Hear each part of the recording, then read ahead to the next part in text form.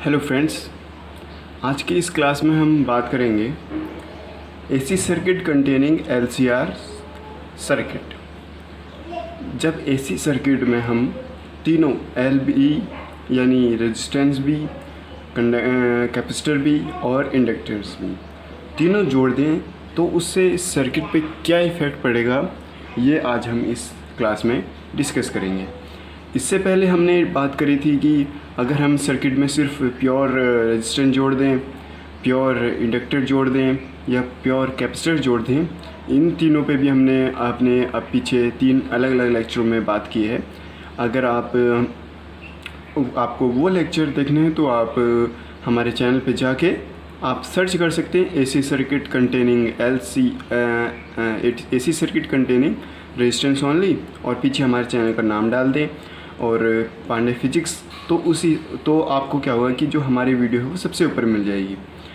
और उसी तरीके से आप AC circuit containing conductance only या AC circuit containing impedance only, पीछे हमारे चैनल का नाम डाल के सर्च करेंगे तो आपको हमारी वीडियो सबसे ऊपर मिल जाएगी।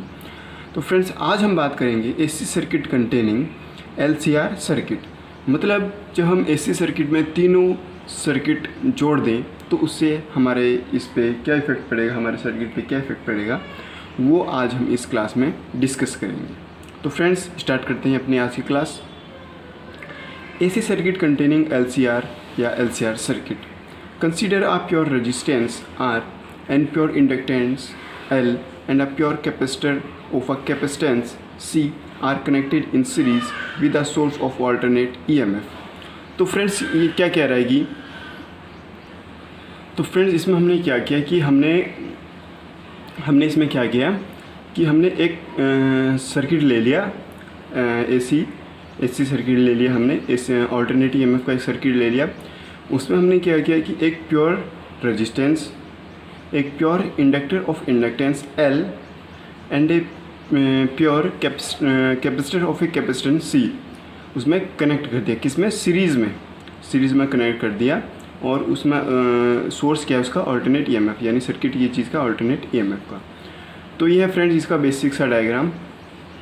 ये हमने एक सर्किट लिया है, ये हमने जोड़ दिया इसमें क्या? इंडक्टेंस, ये इंडक्टेंस एल, ये कैपेसिटर ऑफ कैपेसिटेंस सी, और ये रेजिस्टेंस। ये हमारा VL यहाँ से लेके यहाँ तक, फिर यहाँ से लेके यहाँ तक VC, फिर यहाँ से लेके यहाँ तक VR, मतलब voltage of inductance, voltage of capacitance और वोल्टेज ऑफ रेजिस्टेंस। जो ये आप देख रहे हैं, ये एंगल देख रहे हैं आप फ्रेंड्स, ये तीनों एंगल हमने पिछली जो हमारी तीन क्लासेस थी उसमें हमने डिस्कस करा था। ये है फेजर्स एंगल। तो वहाँ से आप हमारी ये चीज़ें देख सकते हैं कि ये कैसे आए हैं। अब आगे पढ़ते हैं कुछ इसके main point. The voltage drop across R is VR equal to IR. It is represented by OA. क्या कह रहा है कि friends, the voltage drop of across R के अक्रॉस जो वोल्टेज ड्रॉप है वो क्या है? VR equal to IR. It is represented by OA. आगे हमने एक जो हमारा डायग्राम में आपको शो करने की कोशिश करता हूँ।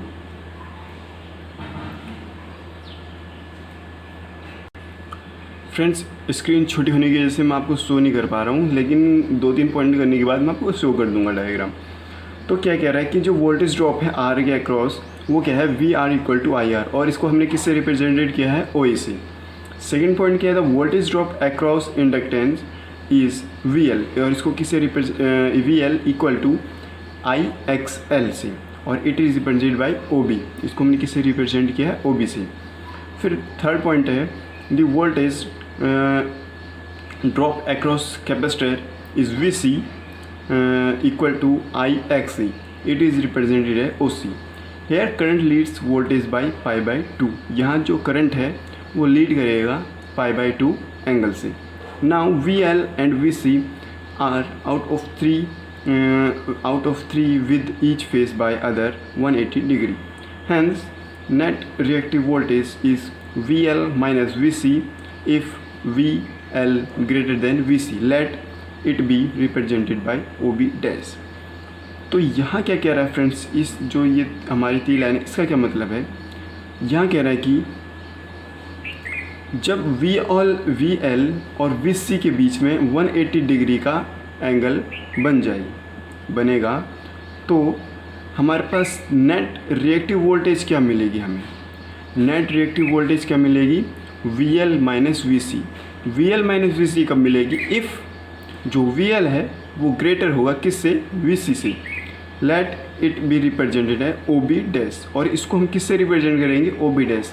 वैसे OB क्या था हमारा, OB था हमारा वोल्टेज ड्रॉप अक्रॉस इंडक्टेंस, ये था ना, इसको हमने OB से रिप्रेजेंट किया था। लेकिन जब VL और VC के बीच में 180 डिग्री का एंगल आ जाए तो हमारा जो नेट रिएक्टिव वोल्टेज होगा वो होगा हमारा VL माइनस VC। कब, जब VL जो होगा ग्रेटर होगा किससे, VC से। तो इसको हम किससे रिप्रेजेंट करेंगे, OB से। Now resultant of OA vector OA and vector OB dash is given by a diagram OK। तो अब हम देखेंगे डायग्राम अपना, डायग्राम में शो करेंगे कि कहाँ पे कैसी चीज़ आई है। तो ये है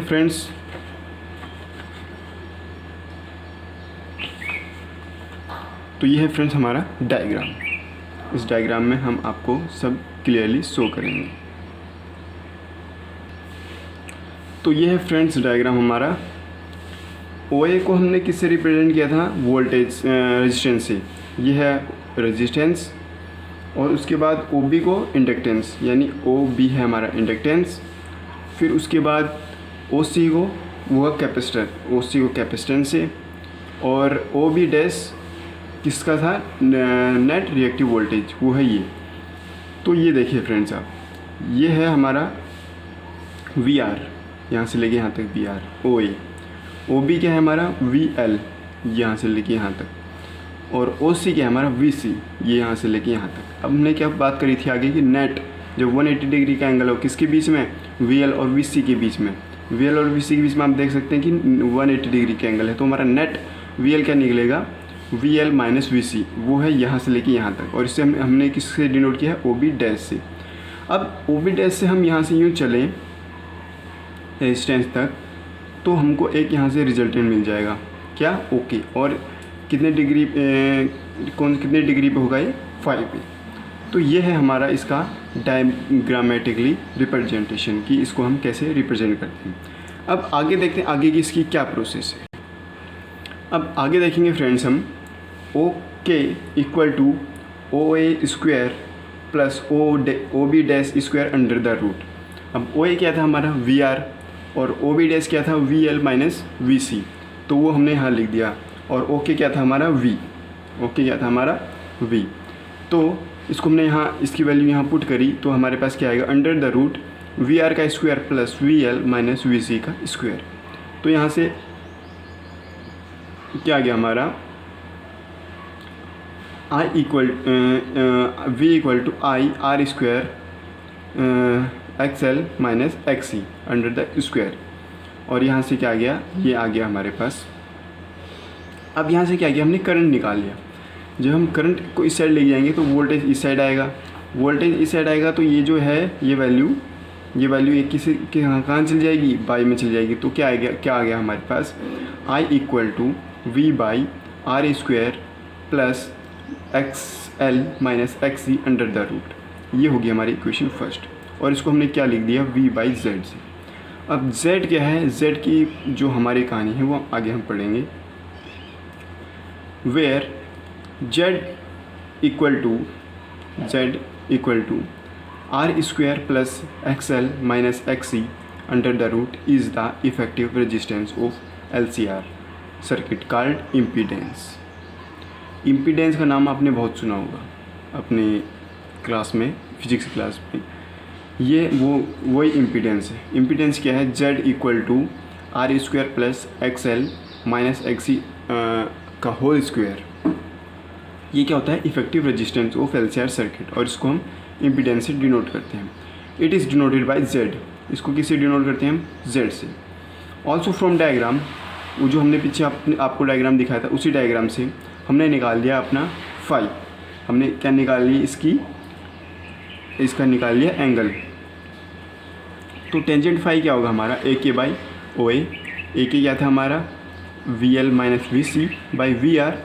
यहाँ से इसको हमने वोल्टेज में से जब करंट में चेंज किया तो क्या आ गया हमारा I into bracket X L minus X C by I are.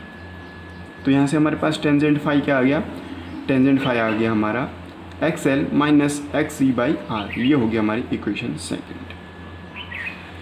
अब फ्रेंड्स यहाँ हम पढ़ते हैं 3 ऐसे केस जो इस एंगल पे बेस है। इससे जो हमारी हमने वो निकाल ली एंगल, वो निकाल लिया डायरेक्शन टेंजेंट वाली, उस पे बेस हैं। वो 3 क्या हैं केसेस, वो हम पढ़ेंगे। फर्स्ट केस क्या है वो देखेंगे। फर्स्ट केस है when X L minus X C. जब जो हमारा इंडक्टेंस है वो किसके इक्वल हो जाए, कैपेसिटेंस की, तो क्या होगा, जो टेंजेंट फाई है 0, टेंजेंट फाई जो है 0 हो जाएगा। अब अगर फाई 0 है तो पूरा जो है हमारा सिस्टम ये हो जाएगा 0। Hence voltage and current are in same in phase and circuit is non inductive. इससे क्या होगा, जो वोल्टेज है और जो करंट है दोनों सर्किट में क्या हो जाएंगे, सेम। इसके कारण जो सर्किट है नॉन इंडक्टिव हो जाएगा, यानी सर्किट का कोई वो नहीं होगा, महत्व नहीं होगा, क्योंकि इसमें तो कुछ है ही नहीं, दोनों चीज़ जो है सेम है। सेकंड केस है कि when X L is greater than X C. जब हमारा जो इंडक्टेंस है वो बड़ा हो, किससे, कैपेसिटर से, तो क्या होगा, टेंजेंट जो हमारा फाई है पॉजिटिव होगा। जो टेंजेंट फाई है वो हो जाएगा हमारा पॉजिटिव, और जो हमारा थीटा है वो भी होगा हमारा positive. Hence voltage leads the current by phase angle of phi. So AC circuit inductance dominate circuit. तो इससे क्या इफेक्ट पड़ेगा, जो वोल्टेज है वो लीड करेगी, जो वोल्टेज है वो बढ़ेगी ऑफ द एंगल फाई। उस सर्किट में जो सर्किट में जो हमारी वोल्टेज है वो इंक्रीज़ होगी। इस वजह से क्या होगा, जो सर्किट है वो इंडक्टेंस डोमिनेट सर्किट हो जाएगा। मतलब उसमें जो इंडक्टेंस है उसकी वो हो जाएगी, बढ़त हो जाएगी, उसकी पहुंच ज़्यादा हो जाएगी। ये है सेकंड पॉइंट। अब हमारा थर्ड पॉइंट। थर्ड पॉइंट में क्या है, when X L smaller than X C. क्या कह रहा है कि फ्रेंड, जब हमारा जो इंडक्टेंस है वो छोटा हो जाए, किससे, कैपेसिटर से, तो क्या होगा, जो टेंजेंट फाई है वो हो जाएगा हमारा नेगेटिव। टेंजेंट फाई हो जाएगा नेगेटिव, टेंजेंट फाई हो जाएगा नेगेटिव, तो जो हमारा फाई है वो भी हो जाएगा हमारा नेगेटिव, वो भी हो जाएगा negative. Hence voltage leads behind the current, voltage leads behind the current by a phase of phi. This AC circuit is capacitance dominate circuit. तो इससे क्या इफेक्ट पड़ेगा सर्किट पे, जो वोल्टेज फर्स्ट इस पॉइंट में लीड कर रही थी वो पीछे हो जाएगी, किससे, करंट से, किसके कारण, फेस एंगल फाई के कारण। तो इससे सर्किट में क्या होगा, जो सर्किट है वो कैपेसिटेंस डोमिनेट सर्किट हो जाएगा, यानी इस सर्किट में जो कैपेसिटेंस क्या है उसका महत्व हो जाएगा, कैपेसिटेंस जो है वो ज़्यादा हो जाएगा। तो ये थे फ्रेंड्स 3 पॉइंट इस एंगल इस डायरेक्शन के बेस पे। अब हम पढ़ेंगे इम्पीडेंस ट्रायंगल के बारे में। इम्पीडेंस ट्रायंगल क्या होती है, इम्पीडेंस ट्रायंगल, ये फ्रेंड्स हमारी impedance triangle. The impedance triangle of LCR circuit can be represented by impedance triangle. Impedance triangle friends आप ये देख लें, फिर हम नेक्स्ट पेज पे चलेंगे। ये जो है हमारा OA ये है R, AK है हमारा XL माइनस XC, और OK है हमारा Z, और ये जो एंगल है ये है फाई। अब चलते हैं अपने नेक्स्ट पेज पे, वहाँ पे हम देखेंगे इसके आगे की प्रोसेस।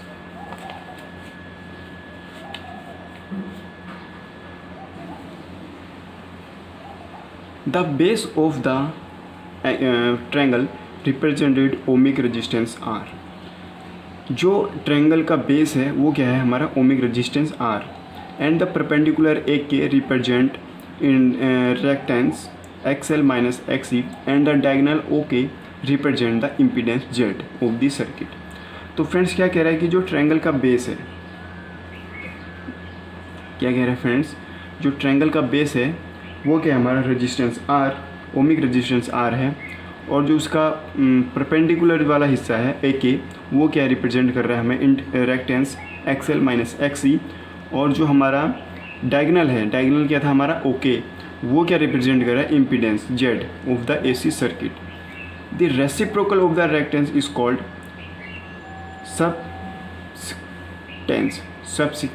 सबसिक्वेंट। जो रेसिप्रोकल होगा रेक्टेंस का, वो उसको हम क्या कहेंगे, susceptance of the AC circuit. And reciprocal of the impedance is called admittance of the AC circuit. Both admittance and the subsistence are measured by Moho और साइमन। जब हमने किसका रेसिप्रोकल किया, रेक्टेंस का, तो वो आ गया सबसिस्टेंस। जब हमने किसका रेसिप्रोकल किया, इम्पीडेंस का, तो वो आ गया admittance of the AC circuit. अब जब बहुत एडमिटेंस एंड सब्सिटेंस को हम मेज़र करेंगे, किस में मेज़र करेंगे, मोहो और साइमन। जो मोहो और साइमन हैं, ये रेसिप्रोकल किसके हैं, ये रेसिप्रोकल हैं ओम के। ओम जो हमारा रेजिस्टेंस की यूनिट होती है, उसके ये रेसिप्रोकल हैं। ये शायद आपको कोई ना बताए कि जो रेसिप्रोकल है किसका, रेजिस्टेंस का, उसको हम क्या किससे डिनोट करते हैं, मोहो और साइमन से। Impedance triangle is also called AC triangle. जो हमारे जो इम्पीडेंस ट्रायंगल है, उसको हम किससे और क्या कह सकते हैं, एसी ट्रायंगल, यानी alternate current triangle. Note impedance of LCR circuit Z equal to under the root R square plus XL minus XC का होल स्क्वायर। ये अब हम कुछ नोट पढ़ेंगे, कुछ बेसिस पे देखेंगे कि इसका क्या इफेक्ट पड़ता है, किसका इम्पीडेंस का सर्किट पे, वो हम देखेंगे आगे। फर्स्ट केस है, in case of L R circuit XC 0। हमारा फर्स्ट केस क्या आया, जो हमारा एक्सी है, एक्सी मतलब जो हमारा कैपेसिटर ऑफ कैपेसिटेंस है, जो हमारा कैपेसिटर ऑफ कैपेसिटेंस है, वो है हमारा 0। तो इससे क्या होगा, हमारा इम्पीडेंस क्या आ जाएगा, Z equal to R square plus X L का स्क्वायर अंडर द रूट। ये आ गया, क्योंकि एक्सी तो 0 हो गया हमारा। तो इससे क्या इफेक्ट पड़ा कि जो हमारा एंगल थीटा है, वो क्या आ गया हमारा एक्सएल बाई आर, और ऑल्सो एंगल थीटा क्या आ गया, V L by V R. जब वोल्टेज में लिया, ये था करंट में, जब वोल्टेज में लिया तो V L by V R आ गया। अब ये है इसका, हमने इसको डायग्रामेटिकली भी रिप्रेजेंट किया है। देखो, जैसे ये हमारा सर्किट था, इसमें से सी हमने कर दिया ख़त्म। ये है हमारा एल, ये है हमारा आर, यहाँ से लेके यहाँ तक क्या है, वी एल, यानी तो फ्रेंड्स यहाँ पे हमने क्या किया कि जो हमारा सी है, वो हमने कर दिया यहाँ ख़त्म। तो यहाँ से लेके यहाँ तक वी एल मतलब इंडक्टर ऑफ इंडक्टेंस, और आर मतलब रेजिस्टेंस, और इसको हमने जोड़ दिया एक ऑल्टरनेट ईएमएफ से। और ये है उसका डायग्राम। ये है हमारा यहाँ से लेके यहाँ तक वी आर, यहाँ से लेके यहाँ तक वी एल, यहाँ से लेके यहाँ तक वी एल, और यह हो गया थीटा एंगल। अब सेकंड केस है, in case RC circuit XL जो है 0, यानी इस सर्किट में हमने क्या किया था, कैपेसिटेंस 0 कर दिया था, इस सर्किट में हमने इंडक्टेंस कर दिया 0। तो इससे क्या इफेक्ट पड़ेगा, जो हमारा इम्पीडेंस है वो क्या आ जाएगा, Z equal to R square plus X C का X C square under the root. अब इससे आल्सो जो टेंजेंट फाई है हमारा, टेंजेंट फाई क्या आ जाएगा, एक्सएल बाई आर, और अगर वोल्टेज में लिखेंगे तो V C XC by R, और एंगल में वोल्टेज में लिखेंगे तो वी सी बाई आर। अब इसको भी हमने शो किया है डायग्रामेटिकली। जैसे ये हमारे पास है एक सर्किट, इसमें हमने सिर्फ क्या जोड़ा है, कैपेसिटर और रेजिस्टेंस। यहाँ से लेके यहाँ तक वी सी यानी कैपेसिटर ऑफ कैपेसिटेंस, और यहाँ से लेके यहाँ तक रेजिस्टेंस, इसको जोड़ दिया हमने एक ऑल्टरनेट ईएमएफ से। अब ये नीचे इसका रिप्रेजेंटेशन है एंगल की। यहाँ से लेके यहाँ तक तो है हमारा VR, ये है हमारा VC, और ये जो एंगल आ गया ये आ गया फाई। अब आप एक बात यहाँ देखेंगे फ्रेंड्स कि जो ये डायग्राम है और ये डायग्राम है, दोनों एक दूसरे के अपोजिट हैं। जब हमने अपनी क्लास जो स्टार्ट करी थी तो वहाँ पे हमने देखा था एक डायग्राम, मैं आपको वो डायग्राम शो करता हूँ। ये डायग्राम आपने देखा था वहाँ पे। तो जो ऊपर की साइड है वो क्या है, L इंडक्टेंस, और जो नीचे की साइड है वो क्या है, कैपेसिटेंस। तो यहीं से ये डायग्राम लिया हुआ है। जो हमारा ये डायग्राम है, ये हमारा किसका डायग्राम है, इंडक्टेंस का, ये वहाँ से लिया है, और ये कैपेसिटेंस का डायग्राम ये भी वहाँ से लिया है। तो ये था फ्रेंड्स हमारी आज की क्लास। और यहाँ पे जो हमारी इंडक्टेंस और जो हमारी इंडक्टेंस है, रेजिस्टेंस है, कैपेसिटेंस है, इसकी बात आई है। इस पे पीछे हमने टोटली एक डिफरेंट जो है लेक्चर क्लासेस बनाई हैं। अगर आपको इसके बारे में और भी नॉलेज चाहिए तो आप हमारे चैनल पे जाके सर्च कर सकते हैं, AC circuit containing resistance only, AC circuit containing capacitance only, AC circuit containing inductance only, और पीछे क्या है हमारे चैनल का नाम ज़रूर डाल दें, जैसे पांडे साहब। तो उससे आपको क्या फ़ायदा मिलेगा कि हमारे ही चैनल की वीडियो आपको सबसे ऊपर मिल जाएगी। तो फ्रेंड्स ये थी आज की हमारी class, AC circuit containing LCR circuit. तो आपको हमारी ये क्लास कैसी लगी हमें कमेंट सेक्शन में बताइए, और अगर आपको ये हमारी क्लास अच्छी लगी हो तो वीडियो को लाइक करें, अपने दोस्तों के साथ शेयर करें, और हमारे चैनल को अगर अभी तक आपने सब्सक्राइब नहीं किया है तो चैनल को सब्सक्राइब कर दें और बेल आइकन को प्रेस कर दें, ताकि आपको ऐसी जो वीडियो है वो हमारे चैनल पे मिलती रहे। फ्रेंड्स ये आपको मैं एक बात और बता दूं कि जो ये हमारा आज का टॉपिक था ये आपका बेस टॉपिक है। मतलब अगर आप इसके बाद कोई भी एग्ज़ाम देते हैं तो वहाँ इम्पीडेंस से रिलेटेड ही आपको क्वेश्चन मिलेंगे। जैसे आप JEE मेंस का है, IIT का है या नीट का है, तो वहाँ आपको प्योर रेजिस्टेंस, प्योर कैपेसिटर और प्योर इंडक्टेंस से इतने सवाल नहीं मिलेंगे, इतने क्वेश्चन नहीं मिलेंगे जितने किससे मिलेंगे, LCR सर्किट से।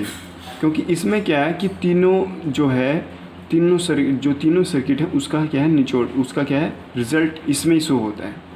तो फ्रेंड्स ये जो हमारी आज क्लास है इसको आप ध्यान से देखिए, एक बार समझ में आए तो दूसरी बार देखिए। अगर कहीं पे आपको दिक्कत होती है तो हम बैठे हैं, आप हमें कमेंट सेक्शन में बताइए। कमेंट सेक्शन में आप हमें अपनी प्रॉब्लम बताएं, मैं आपकी वो प्रॉब्लम सॉल्व करूँगा। तो फ्रेंड्स आज की क्लास में इतना ही, मिलते हैं नेक्स्ट टॉपिक के साथ नेक्स्ट क्लास में। Thank you friends.